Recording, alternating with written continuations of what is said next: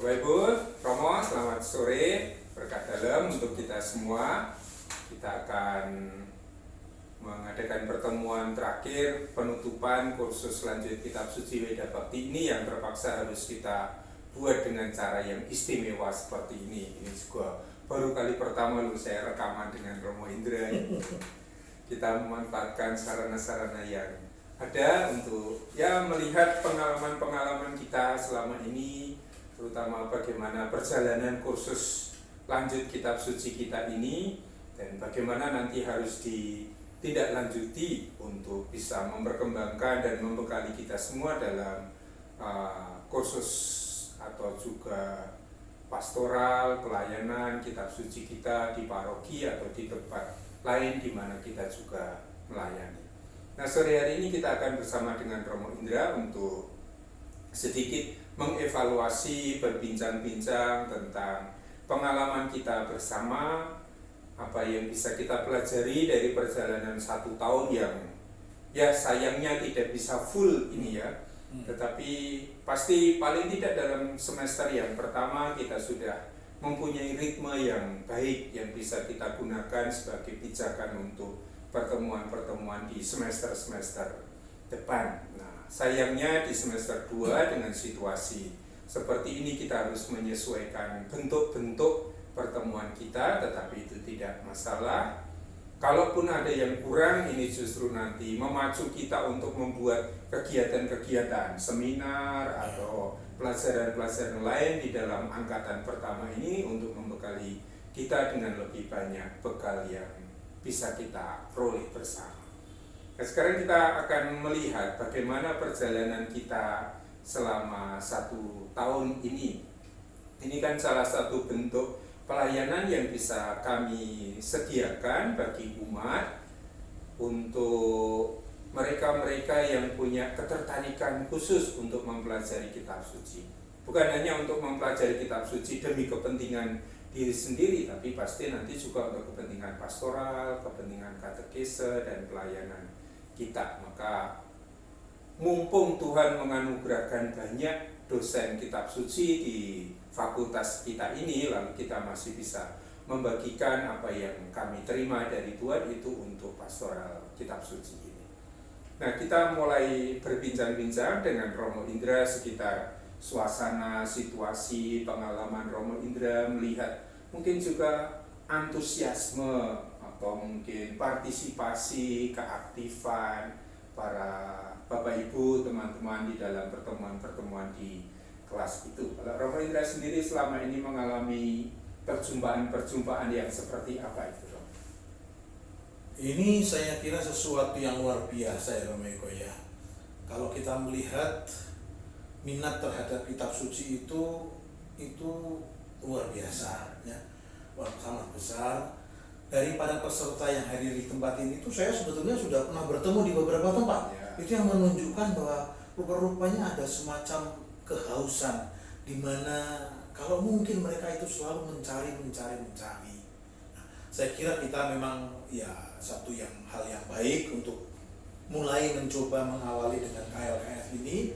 Ini baru tahun pertama tahun pertama kita mencoba, belum ada sesuatu yang sangat fix harus bagaimana. Tapi menurut saya justru nanti bagaimana kita bisa mencari bersama-sama supaya semakin sesuai dengan kebutuhan, semakin berdaya guna untuk kebaikan umat.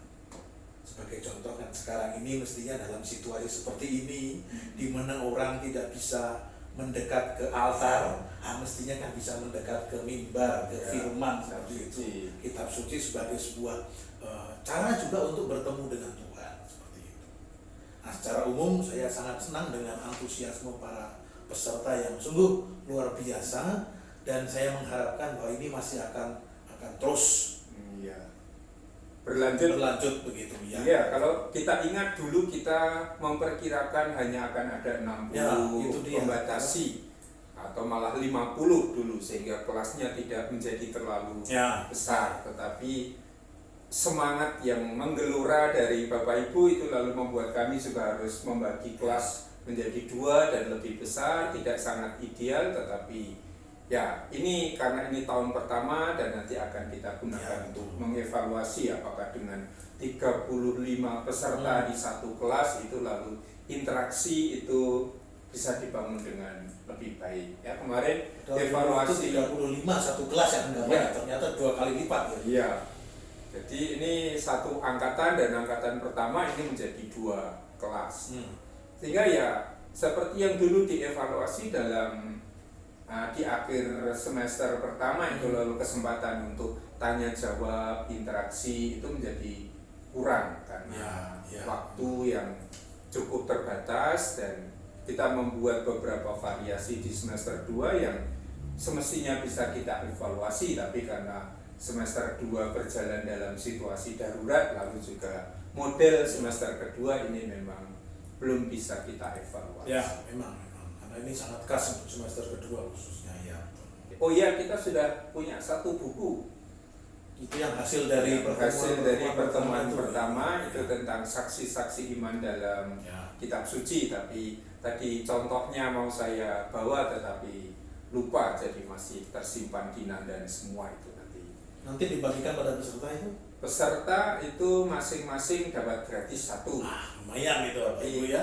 Banyak Bapak Ibu yang pesan juga untuk kelompok-kelompoknya, pesan untuk sekolah kitab suci, pesan untuk kelompok katekis, dan itu saya kira itu bisa dipergunakan. Jadi cukup tebal dan itu bisa menjadi bahan untuk pengajaran-pengajaran kitab suci di tempat-tempat pelayanan kita. Jadi saya kira itu buku yang sangat bagus. Untuk saya sendiri yang mengedit itu saya mendapat banyak inspirasi dari tulisan-tulisan itu. Untuk bahan semester 2 saya masih akan mengusahakan untuk mengumpulkannya kembali untuk nanti diedit juga supaya meskipun tidak dicetak secara resmi tetapi kita punya manuskripnya yang bisa kita gunakan juga nanti untuk pengajaran-pengajaran kitab suci. Nah, kalau dalam situasi seperti ini ya, melihat antusiasme yang begitu besar, Romo Indra sendiri kira-kira melihat arah-arah pengembangan tertentu kursus-kursus seperti ini, apa yang perlu kita buat dalam tahap-tahap yang ke depan? Ya, saya kira kelanjutan pasti harus dilanjutkan. Tetapi kemudian yang mungkin harus kita perhatikan bersama-sama, nanti kita bicarakan juga bersama dengan para Bapak Ibu yang pernah menjadi peserta, supaya nanti ke arah pelayanan langsung kepada umat ini menjadi lebih jelas ke arah mana. Sekarang ini kan sepertinya kita itu sedang mempersiapkan atau membantu persiapan para pemimpin-pemimpin supaya mereka juga nanti bisa tidak hanya untuk diri mereka sendiri, tetapi untuk orang lain. Nah, ini yang saya kira nanti bentuknya harus dicari bersama-sama, sehingga konkretisasinya itu bagaimana dalam pertemuan bersama umat, sehingga umat pun lalu mendapatkan buah-buah dari mereka. Seperti contoh tadi dalam buku yang sudah disiapkan tadi itu, bagaimana umat itu nanti, bagaimana buku itu dipakai bersama-sama dengan umat, sehingga umat bisa sungguh mempelajari dari tokoh-tokoh iman yang akhirnya bagi saya, bagaimana saya beriman dalam kehidupan saya konkret. Nah, ini nanti kita perlu mencari persisnya bagaimana ya. Ini tidak ada dalam kurikulum formal di banyak tempat, sehingga kita memang harus melihat dan mencari dan berdiskusi bersama sesuai dengan kebutuhan dan situasi. Saya kira itu. Iya, ada satu contoh kemarin Pak Albert tadi Nandan gitu ya, mengumpulkan teman-teman terutama dari kelompok prodiakon yang akan menggunakan buku itu untuk bahan pertemuan mereka. Dan siapa yang harus memberikan ya Pak Albert, Pak Wijaya, Pak Edi Marzuki, karena mereka yang ikut dalam KLKS kita, sehingga kita sudah menimba bekal di sini dan sekarang kita saatnya untuk membagikan bekal itu kepada teman-teman kita yang lain. Maka buku itu akan menjadi sesuatu yang bisa kita gunakan bersama untuk pelayanan kita ke depan. Nah, tentang tindak lanjutnya kita sudah membahas waktu itu ya, di semester 3 akan disediakan 1 semester lagi yang memang dikhususkan untuk Bapak Ibu yang menyediakan diri untuk mengajar. Ya. Jadi semester 3 ini semester yang sangat khusus untuk mempersiapkan pengajar. Jadi tidak perlu semua ikut itu. Tidak perlu semua ikut. Jadi nanti saya akan membuat pengumuman di grup KLKS kita, siapa yang berminat itu mendaftar. Tetapi seperti dulu sudah saya umumkan, akan ada tes awal dulu. Jadi kita hanya akan mempunyai maksimal 15 peserta. 15 supaya satu sore itu 2 orang itu bisa menampilkan, mempresentasikan lah bahan, lalu kita komentari, kita diskusikan bersama. Tetapi juga kalau sedikit itu lalu kita bisa menemani dengan lebih baik dalam mempersiapkan bahan itu. Jadi Bapak Ibu masih bisa kita nanti melanjutkan program ini di semester ke-3, tetapi karena ini lebih upaya untuk menemani secara lebih personal, mempersiapkan bahan, mempersiapkan PowerPoint, lalu nanti mempresentasikannya, maka pasti memang pesertanya tidak bisa banyak seperti sekarang ini. Maka 14-15 peserta itu cukup. Dan supaya adil, tidak pilih kasih, itu lalu akan ada tes. Lebih dahulu tes pengetahuan kitab suci. Bahannya apa adalah apa yang selama 1 tahun ini sudah kita pelajari. Pasti juga bahan-bahan yang di sekolah kitab suci sudah. Nah, ini bentuk-bentuk pelayanan yang mungkin kita masuki. Sekolah kitab suci, lalu katekese di paroki kita, mungkin keterlibatan dalam sekolah evangelisasi pribadi, CAP itu ya. Romo Indra punya Ayo Baca Kitab Suci itu kan. Kalau pengalaman Romo Indra bagaimana melayani umat di Ayo Baca Kitab Suci itu? Ya, sebetulnya Ayo Baca Kitab Suci ini ya hanya memfasilitasi mereka yang mau membaca bersama-sama. Sebetulnya sebuah tren yang semua orang saya kira ikut membaca kitab suci 1 hari berapa bab begitu, kemudian dalam waktu 1 tahun atau 1,5 tahun lalu selesai ya. Yang penting adalah kesetiaan membaca. Nah, kalau seandainya ada beberapa hal yang ingin ditanyakan, lalu saya hanya menjawab pertanyaan-pertanyaan seperti itu dari segi yang lebih segi pengetahuan. Tapi praktis mereka sendiri, termasuk moderatornya siapa dan siapa yang harus mengingatkan dan macam-macam, itu mereka sendiri yang buat. Saya kira ini juga salah satu gambaran bagaimana membaca kitab suci itu menjadi sebuah kehausan bagi umat beriman untuk zaman sekarang ini. Ya, jadi paling tidak kerjasama kita, grup yang sudah terbangun KLKS itu bisa menjadi kelompok yang nanti diperkembangkan untuk kegiatan-kegiatan selanjutnya. Sekarang tentang isi dari kursus kita dalam bagian pertama, lalu kita bicara tentang tokoh-tokoh iman dalam kitab suci. Di bagian kedua kita bicara soal 10 perintah Allah. Ya, pasti ada situasi yang berbeda antara semester pertama dengan semester kedua. Semester pertama itu lebih bicara tentang pengalaman personal orang-orang, sehingga pasti lebih memikat, lebih menarik. Sementara 10 perintah Allah itu adalah aturan, norma, dan pasti lebih kering juga.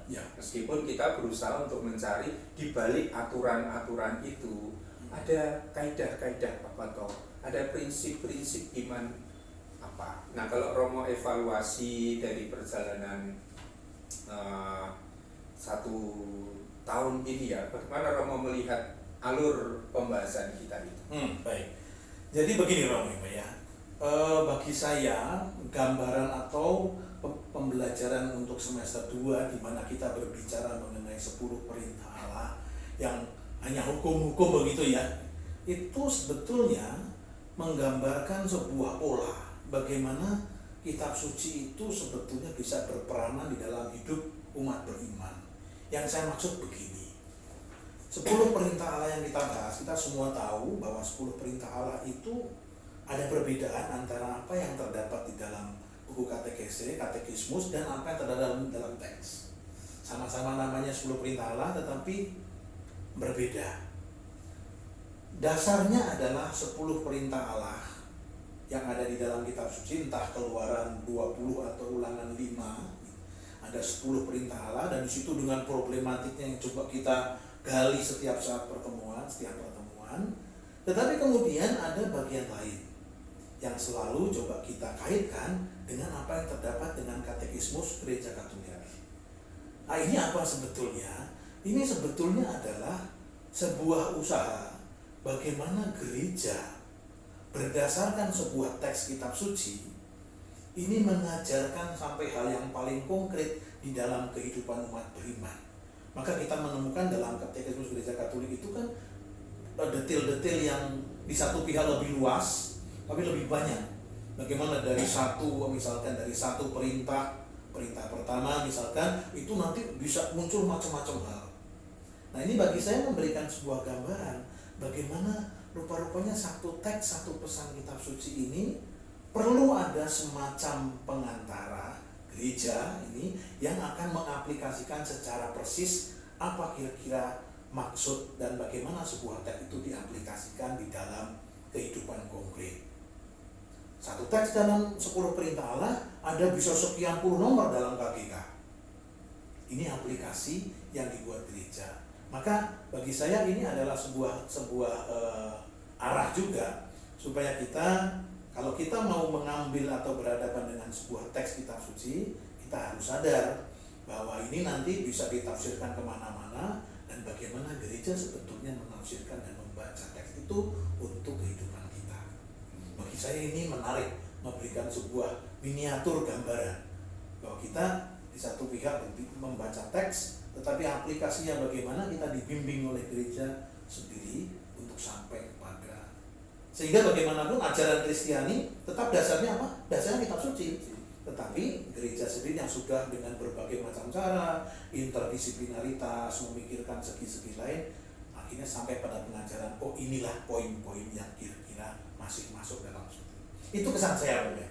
Iya, jadi juga selalu mengulang gaya membaca kita ya. Kita membaca kitab suci, mempelajari kitab suci tidak hanya untuk mengisi pikiran dan pemahaman kita, tetapi juga untuk kekayaan batin dan nanti akhirnya untuk aplikasi dalam kehidupan bersama. Dan saya kira Bapak Ibu di pertemuan-pertemuan di semester 2 ini banyak pertanyaan yang muncul tidak spesifik pada tulisannya. Ya, itu dia. Tetapi, Romo, kalau saya jadi waktu itu pengacara membela seseorang, tapi kok sepertinya bertentangan dengan keyakinan batin saya, boleh enggak ya?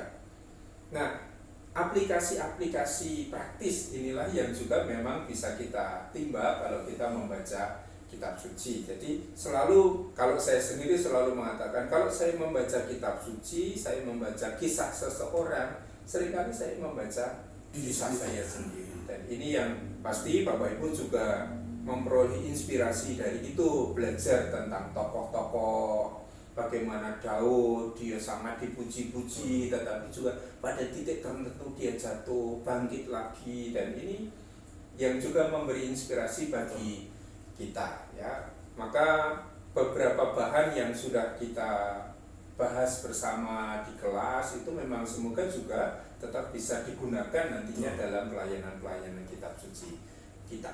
Kalau Romo lihat ini berkualitas enggak ya bahan-bahan yang kita berikan untuk Bapak Ibu di KLKS ini? Romo kan pernah terlibat di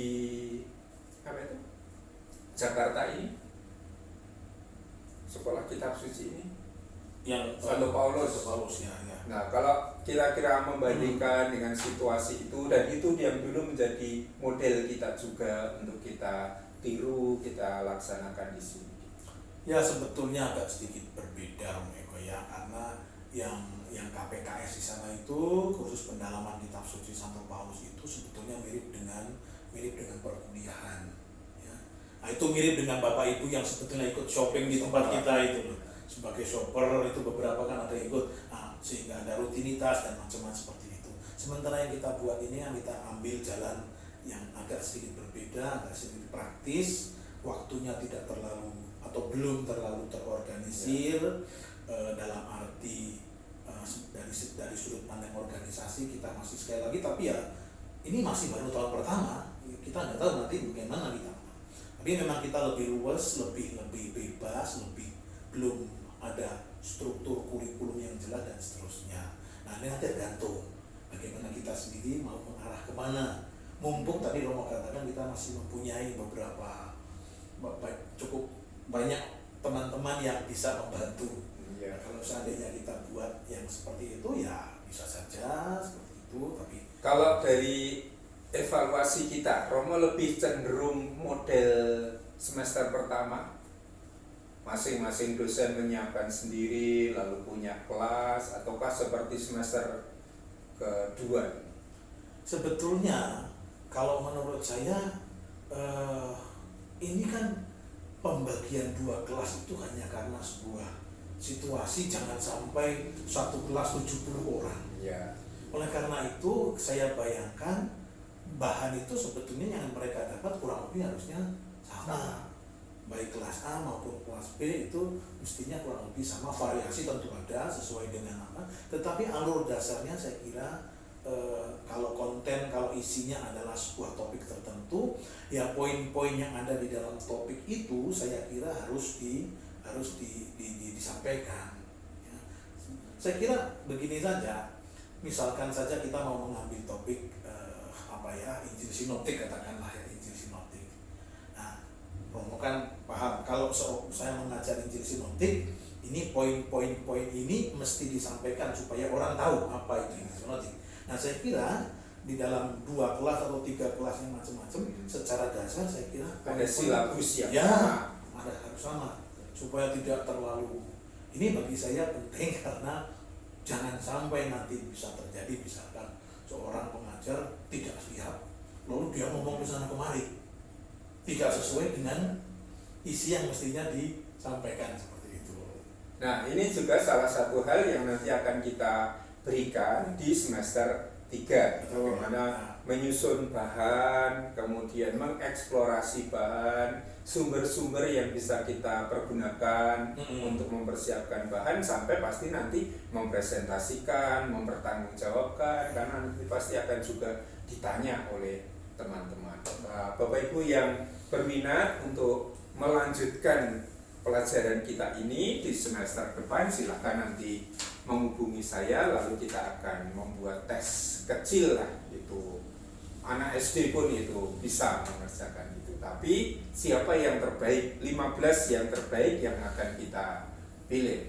Tapi juga ada ketentuan dulu, yang dulu itu sudah saya katakan, ini yang sering bolos itu tidak akan dapat kesempatan di semester yang ketiga. Untungnya di semester 2 ini banyak bolos terus tadi jadi separuh bolos terus dikecualikan lah gitu.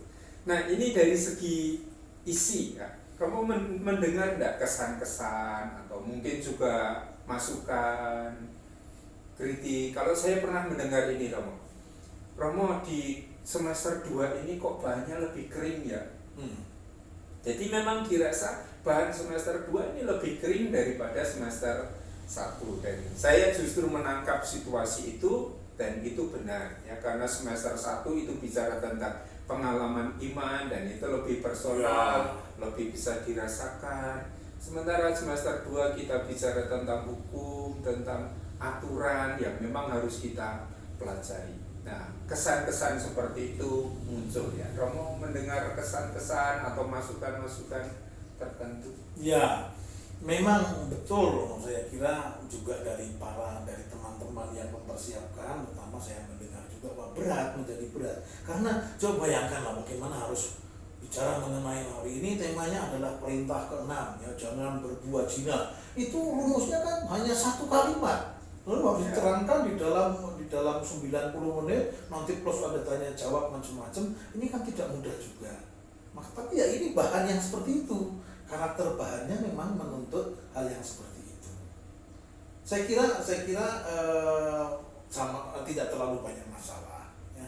Memang ada kalau kita berhadapan kisah narasi, mendengarkan cerita orang itu selalu menarik. Tapi kalau aturan-aturan, di mana-mana saja kalau bicara mengenai aturan kan susah juga, berat juga seperti itu. Tapi saya kira wajar. Itu bagian dari kitab suci, dan kitab suci itu ada macam-macam bentuknya, ya, bentuk sastranya.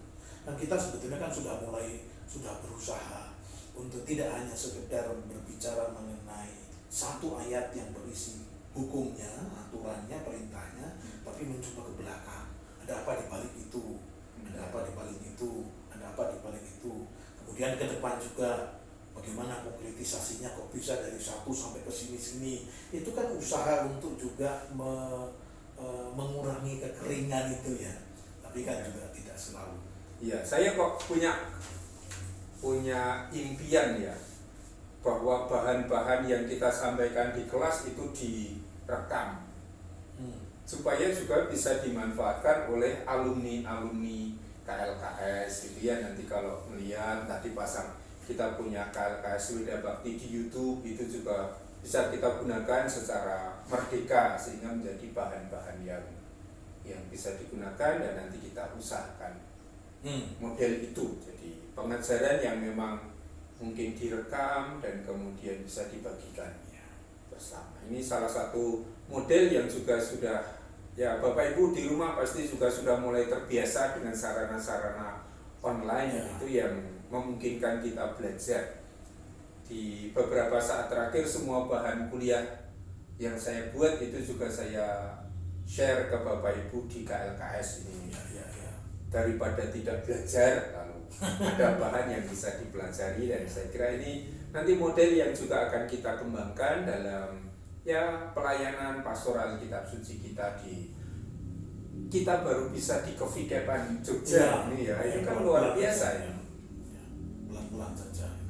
Solo pasti juga gairah untuk belajar kitab suci besar, tetapi mungkin tenaga yang tersedia tidak semewah yang ada di Jogja ini. Maka nanti kita buat gimana caranya juga pelayanan ini bisa menjangkau juga teman-teman kita semua di kefikepan yang lain ya. Itu sekitar isi. Apakah Romo masih punya? Iya, yang jelas adalah bahwa kita sekarang ini harus dikatakan dipaksa ya oleh situasi untuk mencari jalan supaya karya pelayanan pewartaan sabda ini bisa tetap berjalan ya, dan dipaksa oleh COVID-19 itu. Lalu akhirnya ya kita muncul model begini yang mungkin sebelumnya tidak pernah terfikirkan, atau sesuatu yang kita anggap jauh sekarang ternyata terrealisir dengan sangat mudah walaupun masih dalam taraf yang sederhana. Nah, dari sini siapa tahu nanti kalau ada teman-teman yang punya minat juga mengembangkan dari segi ini ya, segi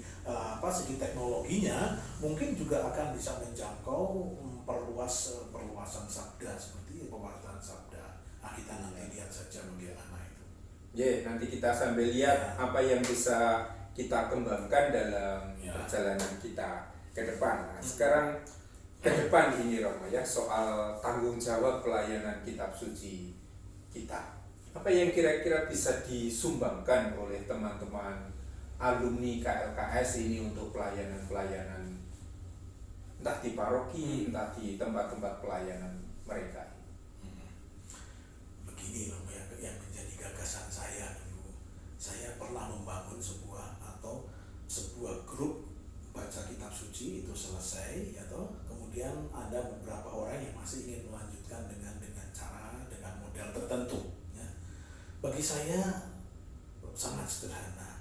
Kalau seandainya teman-teman yang punya dalam arti tertentu kelebihan pengetahuan dalam kitab suci itu mau bicara di dalam perkumpulan kitab suci, tapi juga sekaligus memberi kesempatan orang lain bicara, mungkin ini dalam kelompok-kelompok kitab suci bersama umat, misalkan dalam bulan kitab suci itu keluhannya apa toh? Keluhannya kan seringkali peserta sedikit ya, atau kemudian tidak ada lagi yang justru tidak mau datang karena takut sharing seperti itu. Kalau orang-orang seperti ini, teman-teman ini yang sudah kurang lebih tahu seperti itu, tahu bagaimana mengolah teks, ini mau berbicara, berkenan untuk ngendiko begitu dan mengajak teman-teman yang lain, saya kira itu sumbangan yang sudah besar sekali. Jadi menjadi fasilitator ya, kerinduan umat untuk mendalami kitab suci. Saya sendiri ya Selasa malam itu kita mengadakan Lectio Divina, itu kan salah satu upaya kita berpastoral kitab suci. Ada kelompok grup WhatsApp katekese atau katekis. Nah, di situ kita bisa memberi warna juga pada suasana hidup bersama. Dan tentu juga kita ingat pada tugas yang dulu diberikan oleh Romo Viker untuk kita, ya, bahwa KLKS ini memang salah satu tujuannya adalah mempersiapkan pendamping sekolah kitab suci atau kursus kitab suci yang kita senang ya sekarang, mulai dari SKS Kevikepan, sekarang Banteng ada, mana lagi, Primbulung ada, Nanggulan saya dengar juga ada, dan ini kita bisa melibatkan diri dalam kelompok ini. Paling tidak kita sudah dibekali, dan apa yang menjadi bekal yang kita terima itu yang nanti lalu kita bagikan juga ke depan. Saya kira ini juga salah satu tugas perutusan kita ya Bapak Ibu, kita untuk menjadi fasilitator entah kursus, entah sekolah, entah kegiatan-kegiatan katekese yang baik.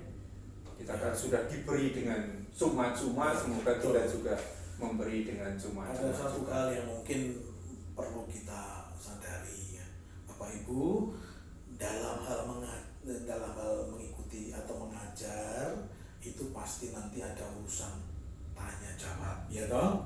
Seperti juga kalau kita mengajarkan selalu ditanya oleh Bapak Ibu para peserta. Mungkin Bapak Ibu juga begitu akan ditanya. Tidak usah khawatir kalau memang tidak bisa menjawab atau belum bisa menjawab. Kita janji saya minggu depan. Saya sendiri, Romo Eko juga paham bahwa kita tidak bisa mampu menjawab semua pertanyaan. Kadang-kadang, maaf Bapak Ibu, mungkin minggu depan akan saya cari jawabannya. Jadi jawab pertanyaan-pertanyaan seperti ini tidak perlu membuat Bapak Ibu takut untuk menyampaikan. Masih ada kesempatan mencari. Ini saya kira justru kejujuran. Saya tidak tahu, saya masih harus mencari, dan hasil pencarian saya sampaikan pada kesempatan yang akan datang. Pak, kalau Bapak Ibu mengajar pasti akan ditanya, jawabannya kapan, ini bisa ditunda. Saya kira itu yang harus kita sadari juga. Karena pertanyaan-pertanyaan itu juga memacu kita untuk belajar lebih banyak. Saya tidak bisa tahu semuanya dan menjawab semuanya. Sehingga mungkin grup KLKS Weda Bakti yang tahun pertama ini bisa dipertahankan oleh Bapak Ibu untuk sarana sharing, berkomunikasi, kalau ada pertanyaan dan didiskusikan bersama di situ. Saya masih ada di grup KLKS itu sehingga masih bisa menjadi penghubung kalau ada pertanyaan-pertanyaan yang memang perlu kami jawab, lalu kita akan jawab di situ juga. Ya Bapak Ibu, akhirnya kita menyelesaikan perjalanan kursus lanjut kitab suci kita dalam 2 semester ini.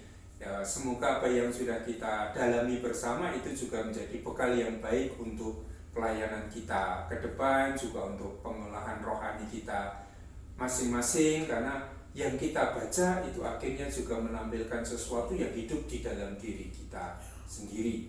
Bapak Suci itu selalu mengatakan bagaimana mungkin kita membawa berita gembira untuk orang lain kalau Injil itu belum menggembirakan kita sendiri. Maka sebelum kita mewartakan, sebelum kita mengajarkan, kita berusaha lebih dahulu untuk mencecap apa yang diwartakan di dalam kitab suci kita. Dan kursus lanjut kitab suci ini menjadi salah satu sarana, salah satu jalan bagi kita untuk mempelajari, menyerap lebih banyak pemahaman tentang kitab suci supaya bisa kita bagikan dalam pelayanan-pelayanan kita. Nah, di akhir pertemuan ini Romo Indra barangkali ada pemikiran, ada pesan, ada hal-hal yang bisa kita lanjutkan ke depan yang bisa kita tawarkan kepada Bapak Ibu juga. Ini kan terbentuk sudah satu kelompok ya Romo ya, satu kelompok tertentu. Kalau tahun depan kita akan membuka lagi, itu berarti kelas yang lain, kelompok yang lain. Ya. Nah, saya kira kita bisa merenungkan bersama apakah kebersamaan dalam kelompok ini masih bisa dilanjutkan, entah dalam bentuk WA group atau dalam bentuk apa, sehingga kebersamaan ini mungkin suatu saat akan kita buat misalkan dengan mengadakan pertemuan bersama, sharing bersama, atau ya doa bersama, Lectio Divina bersama, membaca teks bersama, mendalami bersama, supaya ini bukan sesuatu yang hanya selesai begitu saja, tetapi masih akan dilanjutkan. Toh ini masalahnya bukan soal masalah pengajaran, tapi masalah hidup beriman. Nah, mungkin itu yang bisa seperti firman Tuhan itu tetap selama-lamanya. Kenapa grup kita tidak juga tetap selama-lamanya seperti itu?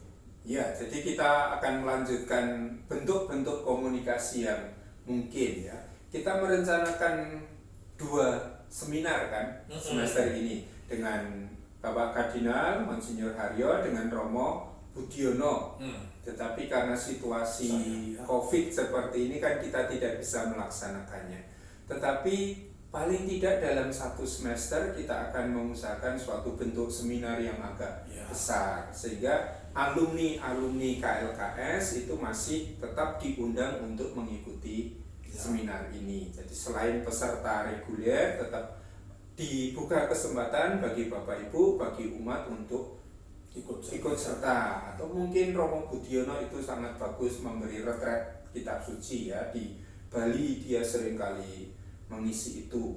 Maka kalau mungkin ada ya weekend kitab suci, kita masih akan tetap membuka kesempatan untuk Bapak Ibu yang sudah pernah mengikuti kursus lanjut kitab suci. Bahkan kita akan memprioritaskan keikutsertaan dalam kegiatan-kegiatan itu. Oleh karena itu Bapak Ibu, terima kasih untuk kebersamaan kita selama 1 tahun ini.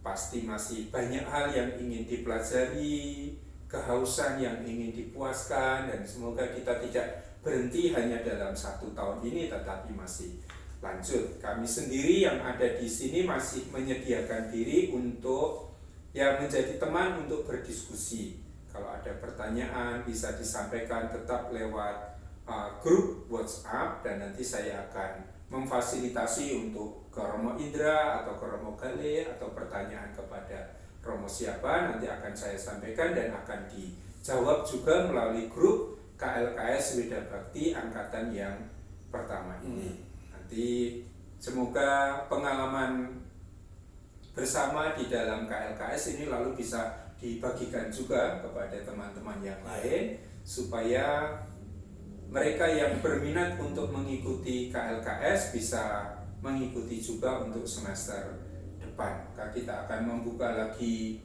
pendaftaran untuk semester depan. Mungkin tidak akan sebanyak tahun ini. Ini tahun istimewa ya, karena tahun pertama lalu 2 kelas masih oke. Tapi belajar dari pengalaman selama 1 tahun ini, apalagi nanti kalau ada semester yang ketiga, berarti tidak mungkin lagi membagi 2 kelas. Maka kita akan batasi, kelasnya tidak akan terlalu besar, sehingga lalu efektif untuk tanya jawab, untuk berdiskusi, dan ini mungkin yang justru dibutuhkan oleh Bapak Ibu di rumah. Maka terima kasih Romo Indra untuk kebersamaan kita pada sore hari ini. Semoga cara yang sederhana ini menjadi cara yang baik untuk mengakhiri pertemuan-pertemuan kita ini. Ya, sekali lagi kita masih punya 1 buku yang akan dibagikan bersama, dan dulu ada usulan, ini dibuat launching buku. Nah, mungkin kesempatan itu yang akan kita gunakan untuk ketemu bersama. Ya, saya sudah menghubungi Romo Budiono untuk membaca dulu buku yang sudah kita siapkan itu, dan nanti beliau yang akan memberikan garis besarnya, isinya, kemudian pola-pola beriman yang ditampilkan di dalam figur-figur tokoh kitab suci yang sudah kita bahas. Nah, tentang kapan pelaksanaannya, nah itu yang kita masih harus sabar menunggu, melihat. Meskipun bukunya sudah jadi, sudah ada pada saya, tetapi belum bisa dibagikan karena situasi seperti ini. Maka terima kasih Bapak Ibu, selamat melanjutkan kegiatan aktivitas kita semua. Kita bertemu lagi dalam kesempatan yang akan datang. Selamat sore, berkah dalam untuk kita semua.